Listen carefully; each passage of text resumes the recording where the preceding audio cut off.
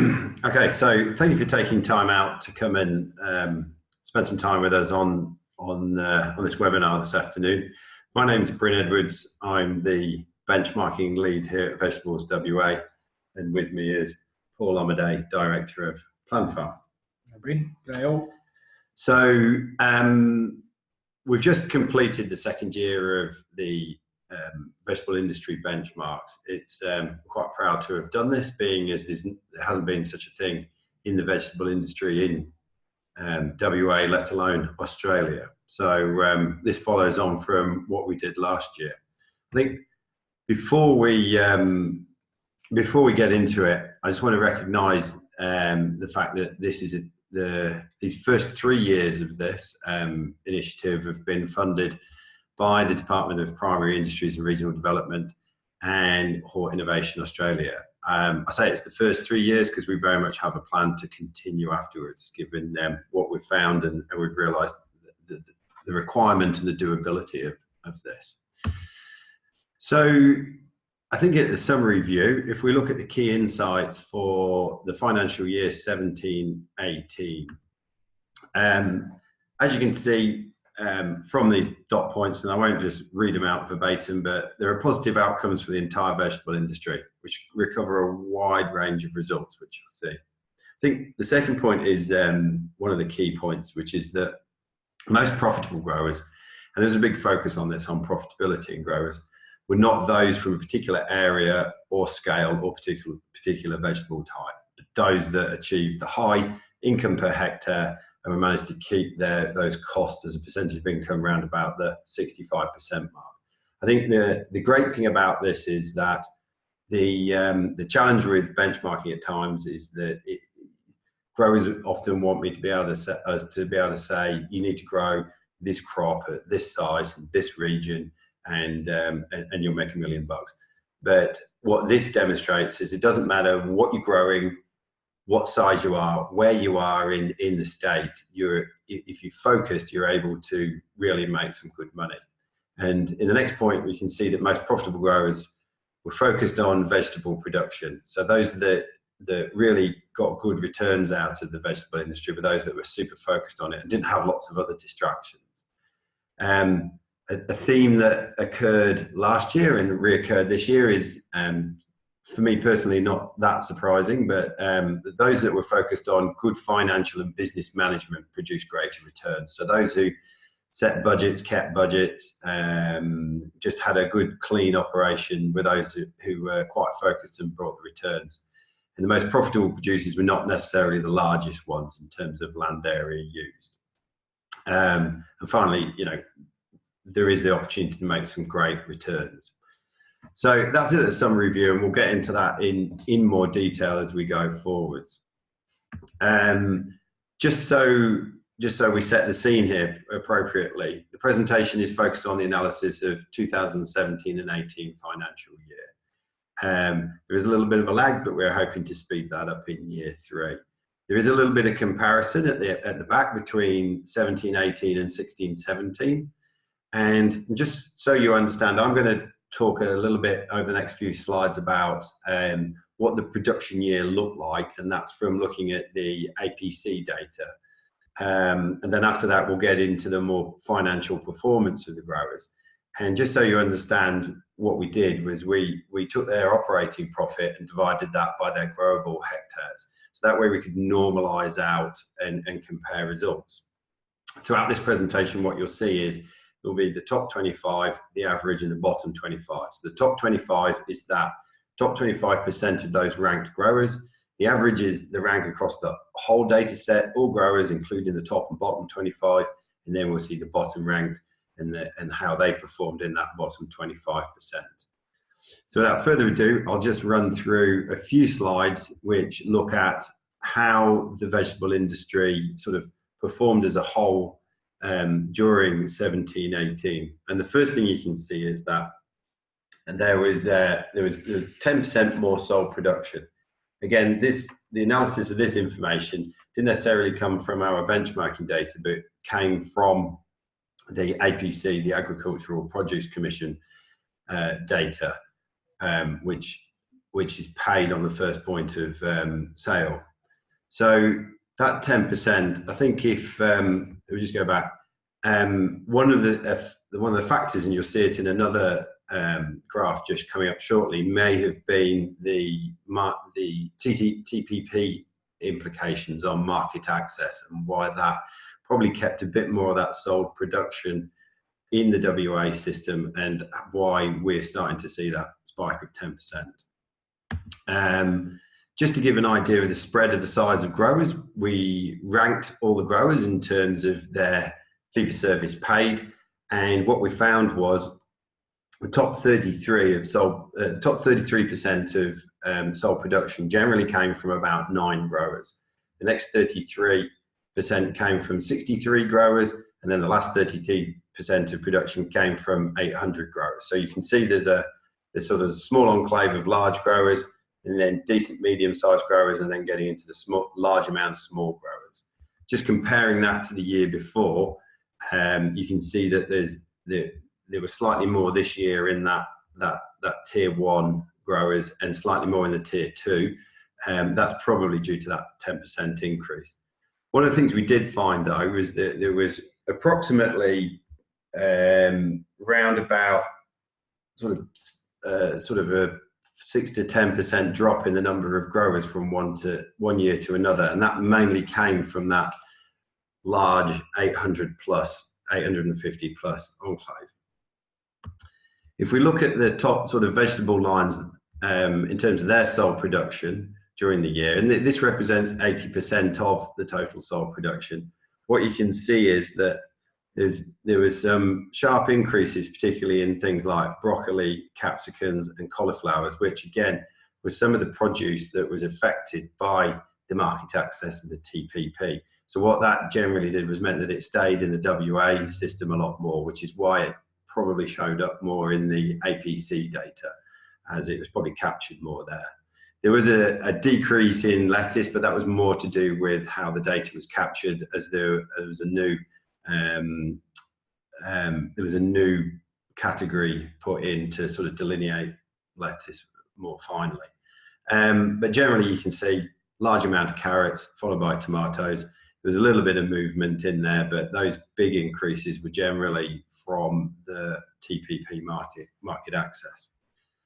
And then just finally, just to give us an overview of where the produce came from, you can see that Gingin is very much producing 37% of production, so it's very much the powerhouse of the state, followed by Perth Metro, Marlow, Carnarvon, Geraldton, Manjimup and Albany. It's interesting that a large amount of those bigger tier 1 growers in the top end of the tier 2 generally are found round about Gingin and Marlow area, where Perth and Carnarvon, you've got much smaller growers at a higher density of that. So that just gives us a quick overview of what went on during that year. Now we'll get into some of the more interesting financial stuff. So first off the block, we're going to look at return on capital. And just so we're all clear here, Paul, why is return on capital super important? Well, pretty much this is one of the benchmarks that we use, isn't it, to say how well is my asset performing compared to any other industry or any other farming operation. So this one here is specifically against farming operations, but you could take that in any walk of life and say, well, this is the capital I have invested, land, machinery, and what is the return I'm getting on that. And this is net of liquid assets, similar to what we do in our broadacre benchmarking. So we take any cash, take away any cash at bank or inventory or money owing, because they're pretty much liquid assets that can be sold tomorrow. So it's about the capital that's invested in the business that will derive income the following year. So we see in these results obviously very similar to last year in terms of the large difference between the top and the average, with our top 25 average of that group doing 15% this year. And we have this internal target in Planfarm and across many ag industries that 8% is the number that we like to target as a rolling number, simply because if you can achieve that 8% return on capital as an average over a rolling average over 10 years, will double the size of your business. So that's why I think that's an important target to have. Yeah, I was going to ask Yeah. So the average at 6%, you know, still a very good return in terms of cash returns. If you match that up against any capital growth, depending on where the farmers are, that's additive to that. And I guess the promising one is that the bottom 25 this year still had a return on capital, which was positive, whereas I think last year's was zero or negative. Yeah. So some good results, and again a large difference between, you know, that top 25 and average. So that 9% there on $1 million, significant numbers if you talk about that sort of return on capital year in, year out. Yeah. And take it over 10-year periods, a lot of money. Yeah, and it's been interesting this year to really try and focus this discussion with growers as we've brought more growers on board to just really get them thinking about, you know, the scale of their capital investment and looking at it not just in terms of the business, but how is their capital investment performing and moving forwards. Yeah.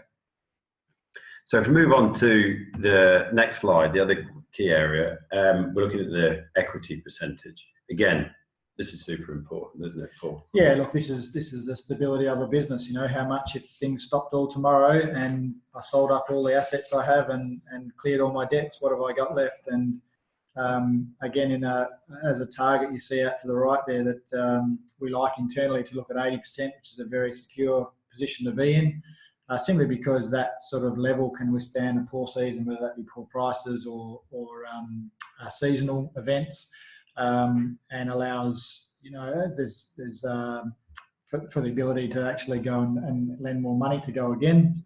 Obviously from the banking point of view, so we can see there's been a slight drop here from last year, and we'll get to some of those numbers a bit later on, I know, but at 71% in the top 25, it's not the most strongest position from an equity point of view.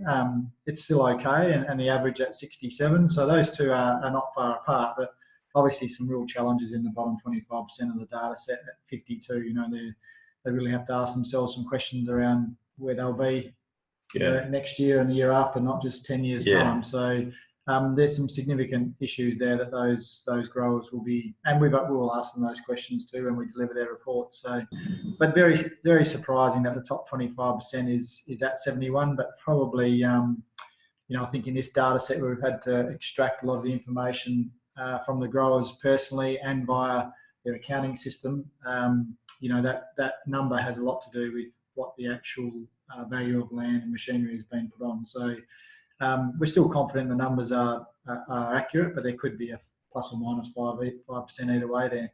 Yeah. So that gives an idea of sort of the performance, the capital investment and the stability of the business.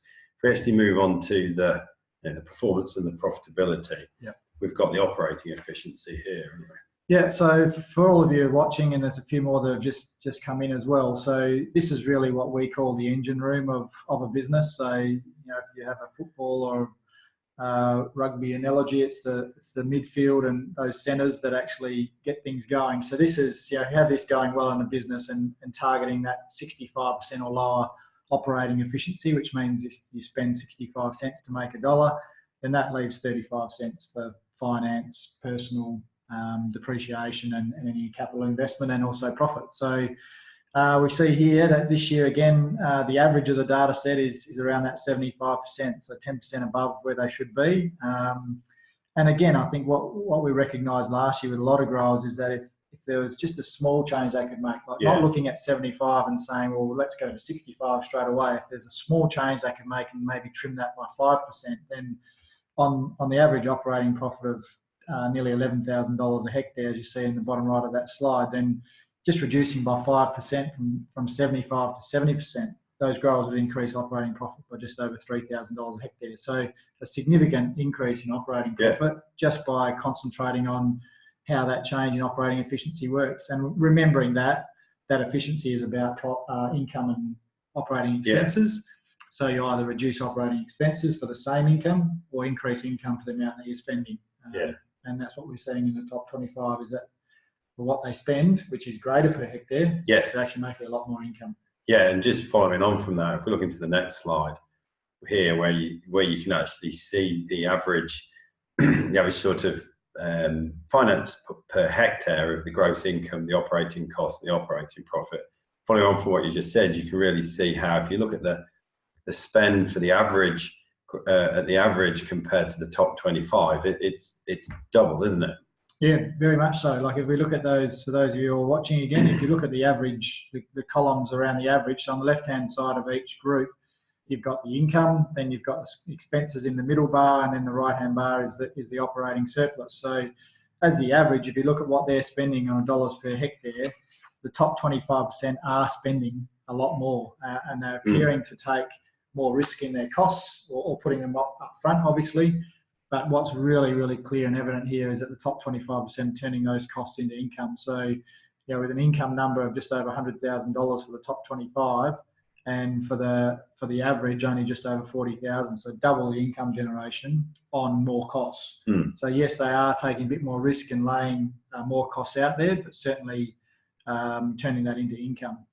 Yeah. Just as a on the income point of view, so obviously a lot of these growers, this is about the growing side of it. So if they have a processing plant, what we've done with the data is actually strip out the data to do with processing. So we've actually, for a farmer or a grower that's actually grows the crop, brings it into the processing plant and then sells out the other end, we've used an income number that's actually what we call a front door income number into the processing plant. So we've actually allowed the growers, or asked the growers, to price their product coming out of the field at the front door of the processing plant. So we're therefore still analysing their actual vegetable production profitability, not the vegetable plus processing. So just so the listeners and viewers are aware that that's what we've done with all of this data. I think also if we look at the bottom 25% there, their spend is equatable to the average. It's not miles away. I think there's a difference of around about $7,000 or $8,000 per hectare, but they're just really not getting that income, are they? No, and what we've seen in starting to deliver these results to growers is that it's very clear that income number is from not saleable yield, just not getting the saleable yields that they should.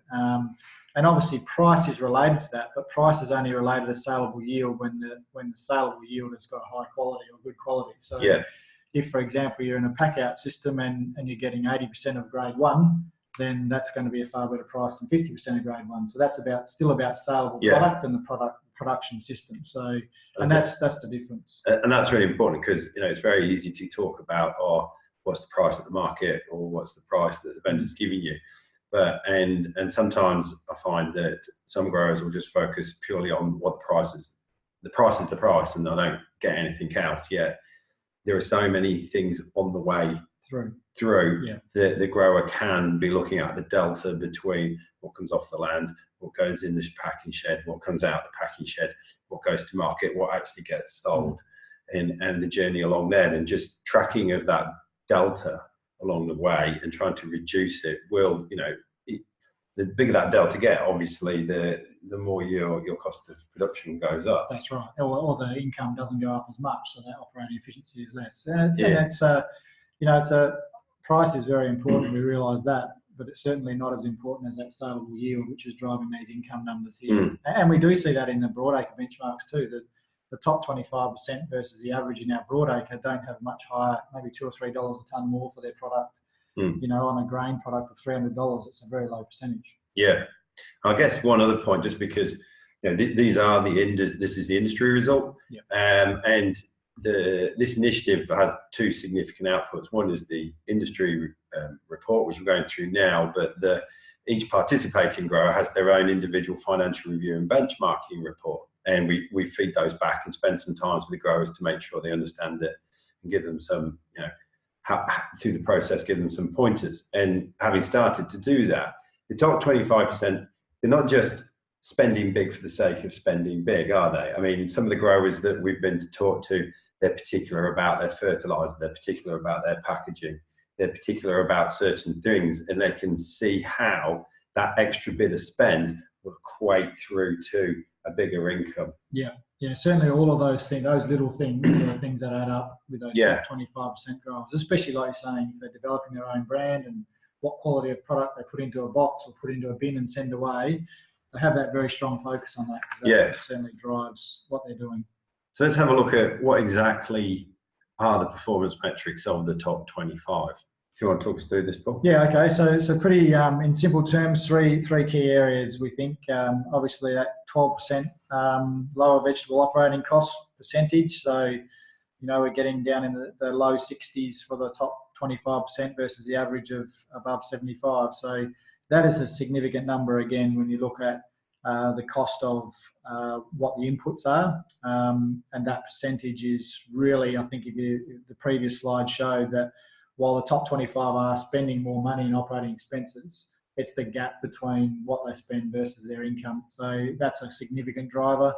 Obviously a 9% higher return on capital, and again, that's about growth. So that's 15% above the average of 6, or the industry average of 6. That's a lot of money, over $1 million each, if you work that out. So, and then on a vegetable operating profit per hectare, nearly $33,000 of operating profit, whereas the average of the industry was about 11. So we're talking 3 times the operating profit of the top 25% versus the industry average. And the top 25, they were particularly good at managing their wages as well, weren't they? Yeah, they were. That was, I think we might have a slide on that in a bit, I reckon. Yeah, so we'll get to the wages cost in a minute for those of you watching these six key graphs. I think if we start from the top left-hand side, so vegetable operating cost is that low 60s versus the mid-70s for the average. The wages cost percentage of vegetable income, it's a benchmark that we're starting to develop throughout this project, that now in the second year we've got a pretty good handle on this. So the top 25% are sitting around 18 to 19% this year of income, of wages, whereas the average are closer to 24.5%, 25%. So it doesn't seem like a big number, a big percentage, but over big numbers, it becomes significant dollars per hectare. So one thing to just know about this is that while the percentage is lower in the wages cost as a percentage of income, the percentage of costs of wages for the top 25 and the average is virtually exactly the same. Yeah, as it's 32, 31. Yeah, so whereas for the bottom 25, it was actually 52%. Yeah, half of the costs were wages. Yeah. I think the other thing, interesting stat I noticed was, because sometimes growers will often talk about the cost of labour and the cost of labour, because it is a significant thing. But if we were to flip it round and look at, well, what can I generate per the people that I employ? The top 25 were producing anywhere up to 300 grand per FTE, whereas the average was around about 244,000 bucks, and the bottom 25 were getting $130,000. So that's a big spread in terms of, but I like that in terms of thinking, well, if I employ this person, what can they actually deliver in terms of income, rather than just viewing them as a cost and like, getting stressed about that. What is it that can open up on the farm if I've got the workflows and the focus in place to actually go and move forward? And that's that workforce needs to be there to handle the yields. And that's what's driving that income. So a really interesting point on the wages. If you look at the wages costs per hectare, so the actual top 25 spend a lot more per hectare. I think it's $22,000 versus $11,000 to the average. So the actual cost per hectare are greater in the top 25, but as a percentage of income, it's less. The vegetable income as dollars per hectare, the top right graph we went through, so that $100,000 versus just over 40. The operating profit we also discussed. The interesting one is that bottom middle graph, which is the other farm enterprise profit. So what we've done in this project is to take the net profit out of any other enterprise, whether that be livestock or fruit, that the growers might be doing as well, not off to the side, but as part of their full business. So we've just, in our negotiations or discussions with growers, we've actually said what percentage of the costs go to other enterprises to get a net profit number. So you'll see there that the top 25% have a very low other profit. That's because virtually they focus very, very strongly on the vegetable lines that they're producing, if not one vegetable line, but not necessarily. Might be just 2 or 3, but they have a strong focus of not getting lost in the other enterprises that are going on the farm. And I guess even if you take that $5,500 per hectare and you add it over into the graph next to it to to the operating profit, you're still not close to that 33. Long way away. Yeah. So, and that's probably helped drive some of our discussions with these growers, is that if that's taking up enterprise expenses or operating expenses, management energy, and then only adding $5,000 operating profit a hectare to your already 11. So at 16, you're still well under you're still half of the top 25%. So just floating that question and seeing what they need to do. Yeah. And the return on capital we've been through already. Yeah. So I want to ask if there's any questions around. Yeah, has anybody got any questions at this point? You can de-mute yourself if you want. Nope. Okay. Or chuck them in the chat. Oh, we got one in the chat. Adam's all good. Well, that's good. As he's a representative of one of our significant funders. So, if we just start to have a little look at, because it's the first time we've been able to do that, is have a look at the figures from 16, 17, 17, 18. What are the things that jump out to you here, Paul? Look, between the 2 years with more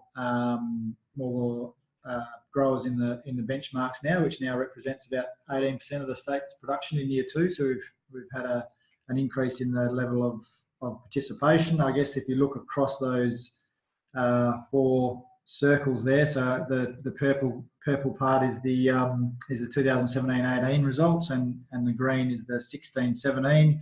You'd say virtually no difference in operating cost percentage of the average. So this is the average we're looking at.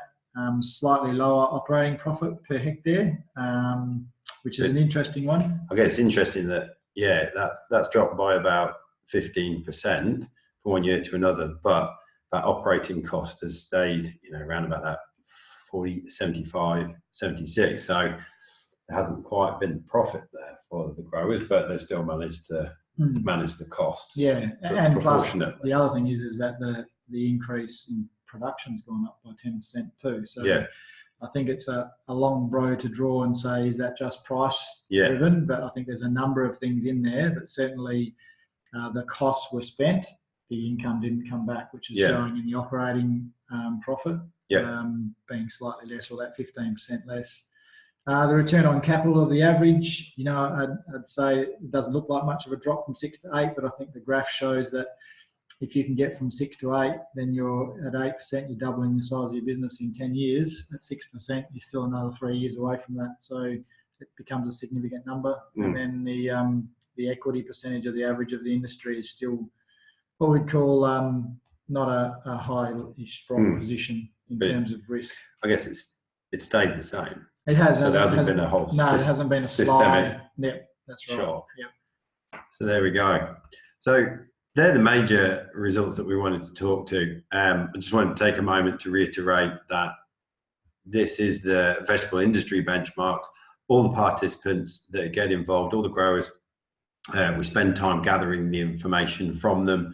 We try to make it as painless as possible. Yep. Because it's an amazing learning opportunity for some of the growers to go through this process. And then from that, we produced 2 specific reports for them. One being the individual grower report, which is where we look at the actual financial review of the business. And then the next one is the benchmark report, which compares back to the industry averages. Obviously, what we've given here is the high-level industry performance. For those growers who participate, there's a lot more detail, isn't there? Yeah, there is. We get down to the levels of how they're split up of operating expenses, especially what those percentages look like.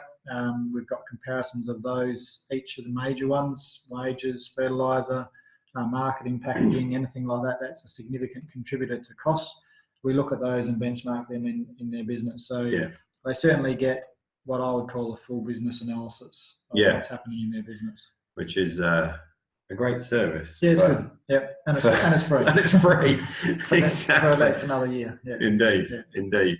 So, for any growers that are watching this, how'd you get involved? Get in touch with us here at vegetablesWA or with Paul at Planfarm, and we can have you on board for year 3. We're starting to gather information from people already, having concluded that financial year and looking to get into the 18-19. So that's pretty much what we wanted to cover. I just wanted to know if there are any questions from you guys.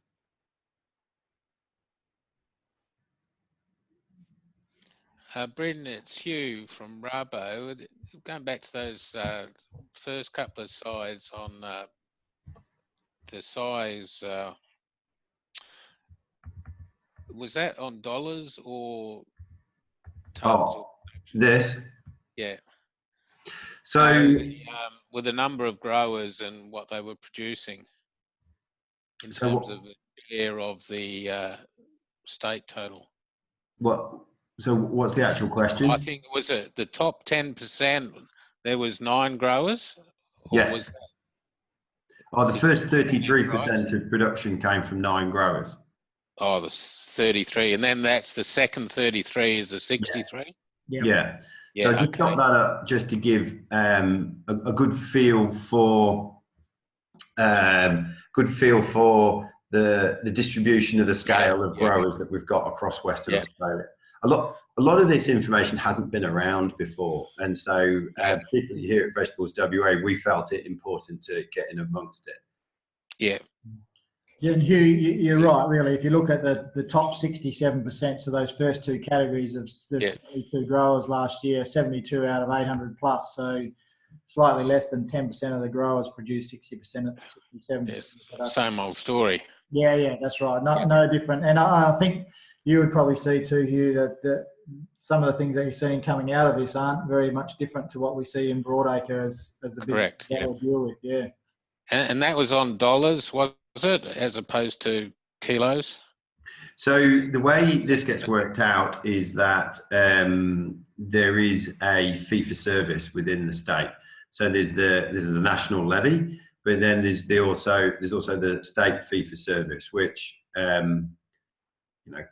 looks and feels like a levy, but isn't a levy because it's a state thing. Okay, so and that's remitted on the first point of sale. And at vegetablesWA here, because that's part of how the central body, the advocacy part of it is funded, we're able to access that information, and it shows us all the transactions and what have you. So from that, I was able to look at it, and I can see how it was paid and the level of which it's paid. Interestingly, the fee for service for other industries such as apples and what have you, it's all done per kilos. For vegetables, it's been units of 0 to 100 kilograms, 100 kilograms to a ton, and a ton plus. This financial year we're going into now, 1920, that will change. So we'll probably have clearer kilos information. But that's to me, as somebody who's dealt with a lot of data in his time, that's the closest to the single source of truth you're going to get. Okay. So it's level of levies paid. Yes. Yep. And that is proportionate to the sold production. Yeah. Very good. Thank you. Thanks for the question, Hugh. Yeah, that was good. Yep. Anybody else?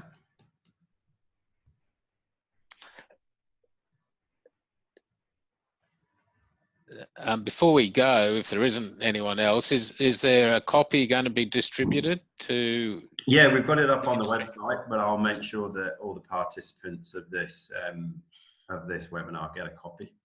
Thank you very much. And this webinar has also been recorded, so we'll pop it up on our YouTube channel. Hey, Bryn. Hello. Yeah, it's Paul. Hiya. Can you hear me all right? Or? Yeah. Yeah, just with with this benchmarking that you've done, obviously you've had the growers from the start, and then growers that are coming on board.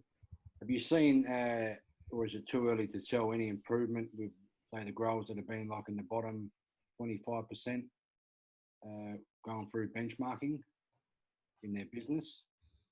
It's a little bit early to get into this super definitively, but certainly we have seen exposure to this, meaning that there's a great appreciation for the levers that drive profitability. Yeah. Yeah, look, it's a good question, Paul. And while it is early, I think we are seeing the signs now of the growers that have been in the bottom 10-25 actually making the decision to make changes in vegetables grown or other non-vegetables if this is what they, vegetables are the largest part of their operation. So certainly not seeing big swings where they're pushing themselves from the bottom 25% even into the average, but certainly in the early days of what we've delivered back to growers so far, there's certainly some really hard decisions being made around in the businesses, which is about return on capital too and viability of the business. So I think if you wanted to tick a box of has this made people think about where they're going and what they're doing with their business, most definitely. Are they starting to make those changes slowly, but certainly making some hard decisions around growing something that for one might not make any money and think they need to grow that for another market shelf access.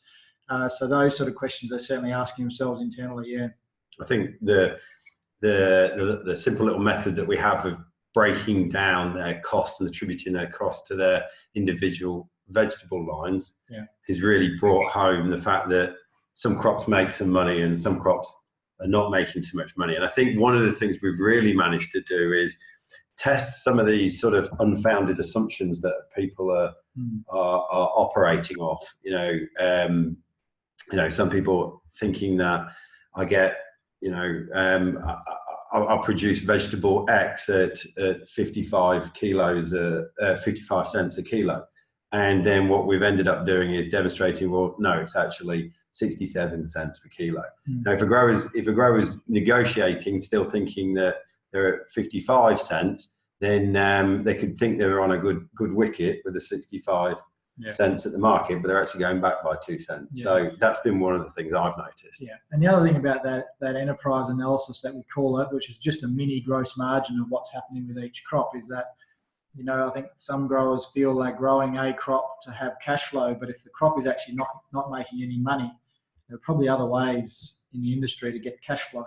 And obviously the banking system is the major part of that. So I think to know that you're growing something and not making money out of it, not just are you just covering expenses or making it a zero profit, you've wasted a lot of management energy, which we discount that, or we don't discount it, we actually don't recognise how important that is, putting that effort and that time into something that doesn't make you any money, when maybe the real thing for the business is to sit down with the bank and negotiate about cash flow timing. So I think that's been a real good exercise to do, and particularly that's for all growers, I think, Paul, but certainly that bottom 25 that, certainly have a larger amount of non-profitable veg lines.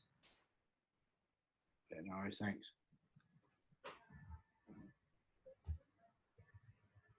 Is there anybody else in there? Some good questions.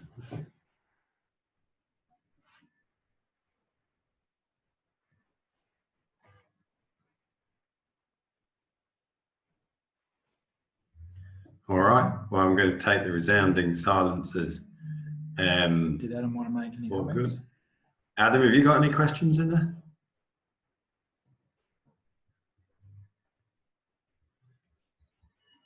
Or points you'd like to add? Not at this stage. All right. Fair enough. All right, then, guys. Well, we'll draw it to a close there. Thanks for your time. Thanks for the questions as well. They've been really good. We can only iterate again that this is a super valuable service, one that's freely available. Certainly not in other industries. No. And we can only recommend that more growers get on board. So if you're a grower or you have any interactions with other growers, particularly of a financial institution nature, please put them our way. Yeah. Thank you for your time. Thanks very much, guys. Really appreciate it. Yeah, thanks, Mike.